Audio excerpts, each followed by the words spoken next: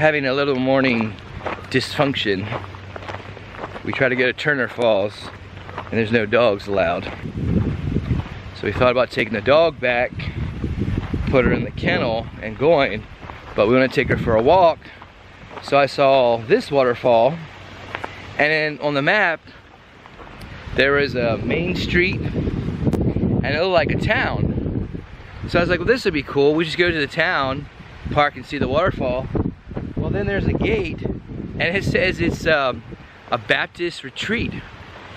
So we just parked the car, walked over here to look at it, so hopefully we won't get yelled at.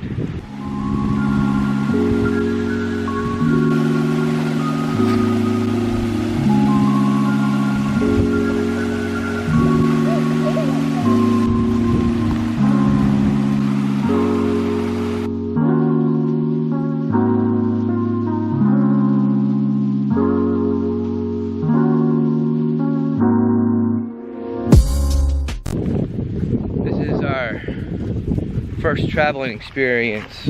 Well, I guess it's the second traveling experience with the dog, but first traveling experience out of the state. Something we haven't gotten used to, checking whether dogs are allowed. In Arizona, it just seemed like most places are just pet friendly. We were even at stores, like in Oatman, they're like, come on, bring the dog in. And we even went to a restaurant and they were like, oh, bring the dog in, and they bring the dog water. And so I guess we're gonna find out some areas are more pet friendly and then other places. I sometimes have a hard time understanding why certain places don't allow dogs though.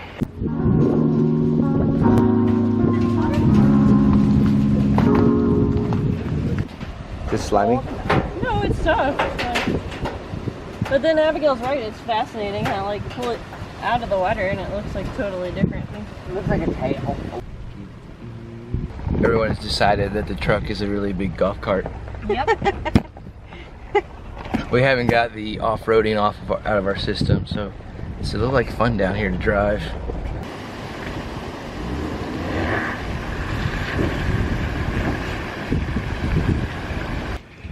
So we were back at the campground.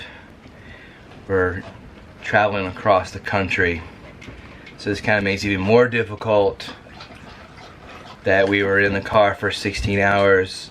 The first block we did was 8 hours and we got out of the car a bunch. That really helped, but I think we're gonna have to learn a little bit to traveling with a dog. The kids took her for a walk around, but this will be the first time she's been home alone. We would like to just leave her in the trailer, but we're afraid, you know, she might go to the bathroom or eat something up, and so we do have this pen here. It just sounds like Lord Isle. What do you think? So you want to get in there? Say no. We will also try to limit our time away from her today. We'll try to make it a short trip because I'm sure it's going to be very stressful for her to be in here, and then we'll try to add a little bit of time. It is good that we finally got her house broken and she's able not to go to the bathroom every 2 hours. Back in there. Alright, everything's all locked up. Alright, we'll only be gone for a little bit. Here. Poor thing, I feel No treats pretty horrible about that one. No. Alright, well, put the treat in there. She's so set up already, she won't even eat her favorite treats.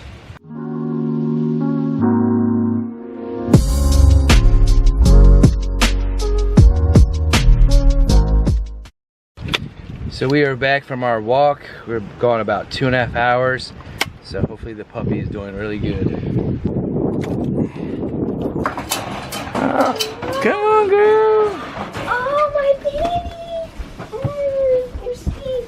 Come on. You could lick me to this. Oh, yeah. She's like, at least let me lick you. Come on, man. You left. The other thing I thought about too was that it's so important to be at close to wherever you're going. Most of the time we don't do that. We drive pretty far from one place. We'll park the car we'll go a couple hours. This time it was only a couple of minutes, so that worked out real well. But if you guys have any tips for us and anybody else that is watching this video, we'd love to read them below about traveling with the pet. And I think that will be it.